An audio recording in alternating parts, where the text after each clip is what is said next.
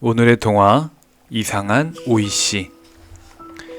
옛날 옛적에 갓 결혼한 신부가 있었습니다. 신부는 신랑과 함께 행복한 나날을 보내고 있었습니다. 그러던 어느 날이었습니다. 그날도 신부는 정성을 다해 차린 저녁 밥상을 신랑과 함께 먹고 잠자리에 들었습니다. 그런데 저녁 먹은 것이 소화가 잘 되지 않았는지 신부의 배가 부글거리기 시작했습니다. 방귀가 뀌고 싶어진 신부는 조심스럽게 일어나 밖으로 나가려고 했습니다.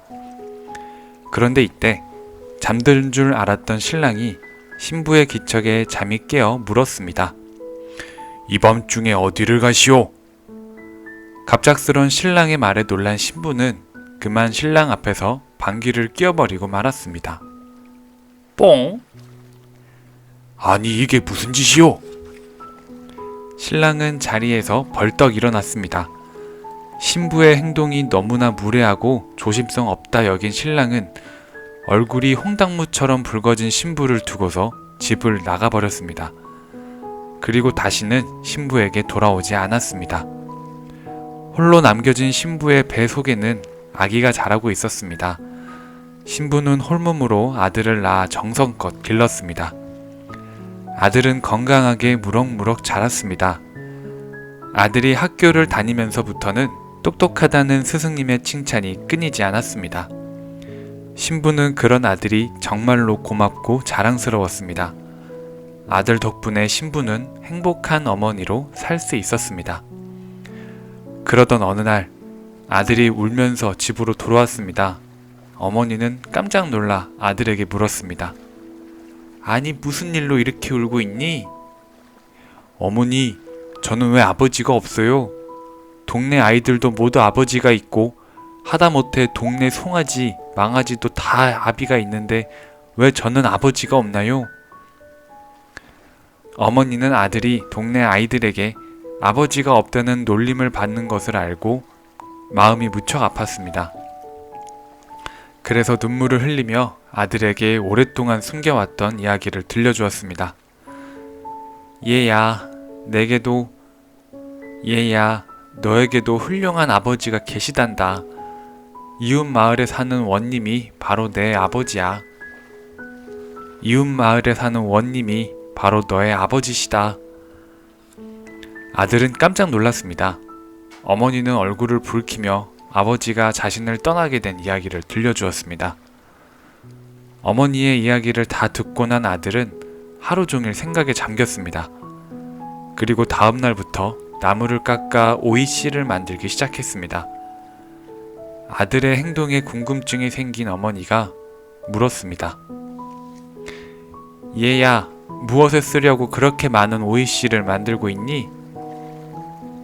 아들은 빙그레 웃었습니다. 어머니, 궁금해도 조금만 참으세요. 제가 곧 아버지를 찾아올게요. 그때가 되면 조심스럽게 제가 지금 오이씨를 깎고 있는 이유를 알게 되실 거예요. 그때가 되면 자연스럽게 제가 지금 오이씨를 깎고 있는 이유를 알게 되실 거예요. 어머니는 아버지를 찾아온다는 아들의 말에 깜짝 놀랐지만 아들은 더 이상 어떤 이야기도 들려주지 않았습니다. 어머니는 영리한 아들을 믿고 기다려보기로 했습니다. 며칠 후 아들이 만든 오이씨가 자루에 하나 가득 찼습니다. 아들은 나무로 깎은 오이씨가 든 자루를 들고 이웃 마을에 원님이 살고 있는 집으로 찾아갔습니다. 그리고 안에서도 들을 수 있도록 큰 목소리로 외쳤습니다. 신기한 오이씨가 왔습니다. 아침에 심으면 저녁에 오이를 따먹을 수 있는 신기한 오이씨가 왔어요. 다들 나와보세요. 아들이 외치는 소리를 듣고 원님은 깜짝 놀랐습니다. 그런 말도 안 되는 오이씨가 세상에 어디 있단 말인가? 저런 거짓말로 사람을 속이고 다니는 놈도 있다니 용서할 수 없다. 여봐라, 저 밖에서 소리치는 놈을 당장 이리 데려오너라. 원님의 명령에 하인들은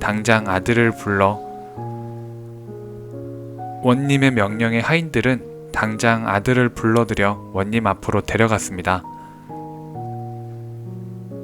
아침에 심어서 저녁에 오이를 따먹을 수 있는 오이씨를 판다고 했으렸다.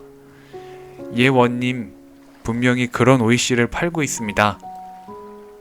내 말이 거짓이 없다면 내가 그 오이씨를 사겠다. 대신 오늘 심어서 저녁에 오이가 열리지 않는다면 너는 큰 벌을 받을 것이다. 원님이 아들에게 말했습니다. 그러자 아들이 공손히 대답했습니다. 물론입니다. 다만 한 가지 지키셔야 할 일이 있습니다. 그것이 무엇이냐? 이 오이씨는 반드시 평생 한 번도 방귀를 뀌지 않는 사람이 심어야 합니다. 원님은 어이가 없다는 듯이 화를 내며 말했습니다. 아니, 그런 사람이 세상에 어디 있느냐? 내가 가짜 오이씨를 팔다가 벌을 받게 생겼으니 그런 얼토당토 않는 말을 하는구나. 이놈, 당장 큰 벌을 내릴 것이다. 그러자 아들은 당당하게 고개를 들고 말했습니다. 그렇습니다, 원님. 세상에 방귀 한 번 끼지 않고 사는 사람은 없습니다. 그런데 왜 원님께서는 그런 이유로 제 어머니를 버리셨습니까? 아들의 말을 듣고 원님은 깜짝 놀랐습니다. 그리고 오래전에 자신이 버렸던 신부를 기억해냈습니다. 아니, 그럼 너가 내 아들이란 말이냐? 예, 제가 바로 원님의 아들입니다. 원님은 벌떡 일어나 아들을 끌어안았습니다. 미안하다, 아들아. 내가 젊은 날 좁은 생각으로 너와 내 어머니를 힘들게 했구나.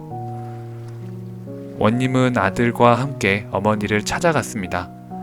원님은 어머니에게 진심으로 미안하다는 사과를 하고 세 사람은 남은 평생 함께 행복하게 살았습니다.